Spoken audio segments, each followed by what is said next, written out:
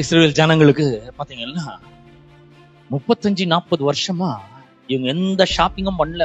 புது ட்ரெஸ் வாங்கல, புது சப்பல் வாங்கல. ஏன்? அவர்களெல்லாம் அற்புதமா பாதுகாத்தாருங்க. எந்த ட்ரெஸ்ஸும் கிழியாம பண்ணாரு பாருங்க. அந்த ஃபேப்ரிக்ஸ் எல்லாம் கூட தாங்குறாரு.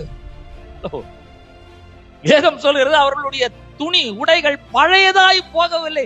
எத்தனை முறை துவைச்சாலும் திரும்ப புதுசாவே இருக்குது.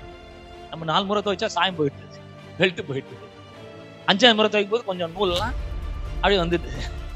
ஆனா 40 வருஷமா எந்த ஷாப்பிங்கும் பண்ணல. 40 வருஷமா எந்த ஷூவும் சேஞ்சே பண்ணல. அங்க எந்த பிராண்டட் கடைகளும் ஒண்ணும் கிடையாது. 40 வருஷமா அவங்கள பாதுகாக்கிறார், சஸ்டெயின் பண்ணுகிறார். அற்புதமா நடத்துறாரு பாருங்க.